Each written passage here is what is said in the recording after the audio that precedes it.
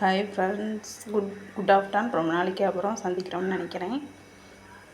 இன்றைக்கி நான் என்ன ரெசிபி செய்ய போகிறேன்னா, இன்றைக்கி நான் பால் பாயாசம் வைக்கலாம்னு இருக்கேன். பால் பாயாசத்தில் என்ன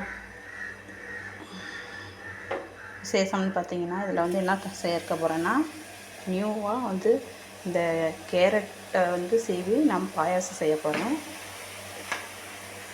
பால் பொங்கி இதில் தேவையான பொருள் பார்த்திங்கன்னா, முந்திரி, உலர் திராட்சை, ஏலக்காய், அப்புறம் ஆரோக்கிய பால் 1/2 லிட்ரு. ஏற்கனவே சொன்ன மாதிரி கேரட்டு, துருவிய கேரட்டு, சர்க்கரை 1/2 கிலோ, உதயகிருஷ்ணா அசல் நெய், ஜவ்வரிசி வெந்துட்டுருக்கு ஃப்ரெண்ட்ஸ். உங்களுக்கு நான் செஞ்சதுக்கப்புறம் வீடியோவில் காட்டுறேன். நல்லா கொதிக்க விட்டுறணும். பாலை கொதிக்க விட்ட பிறகு அப்புறம் பாயாசத்தில் நம்ம ஊற்றிக்கலாம். நல்லா கொதிஞ்சிருச்சு, நம்ம ஆஃப் பண்ணியிருக்கலாம் ஸ்டவ்வை. சேமியா பாக்கெட்டு.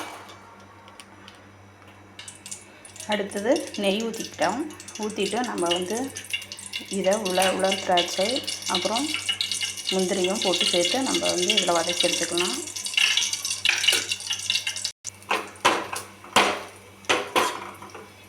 இந்த கேரட்டையும் நம்ம நெய்யில் போட்டு வறுத்து எடுத்துக்கணும்.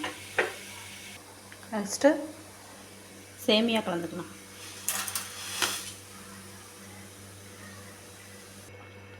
கொதி வந்துடுச்சு. சேமியா ஜவ்வரிசிலாம் நல்லா வெந்துருந்துருச்சு. இப்போ நம்ம என்ன பண்ணிக்கிறோம்னா, பால் ஆட் பண்ணிக்கலாம். 1/2 லிட்ரு பால் சுண்டை காய்ச்சிய பால் அப்படியே நம்ம என்ன செய்வோம், இதோட ஊற்றி ஆட் பண்ணிக்கலாம்.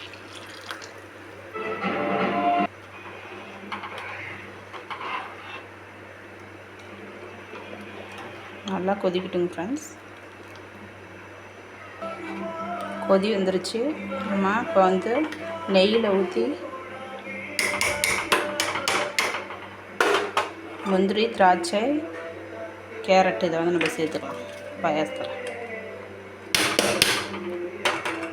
ருசியான பாயாசம் ரெடி ஆகிடுச்சிங்க ஃப்ரெண்ட்ஸ். இன்னும் கொஞ்ச நேரத்தில் தூக்கி நம்ம டேஸ்ட்டு பார்த்துருவோம். நீங்களும் இந்த மாதிரி செஞ்சு சாப்பிட்டு கமெண்ட் பாக்ஸில் கமெண்ட் பண்ணுங்கள், லைக் பண்ணுங்கள், ஷேர் பண்ணுங்கள், சப்ஸ்கிரைப் பண்ணுங்கள் ப்ளீஸ். Thank you friends.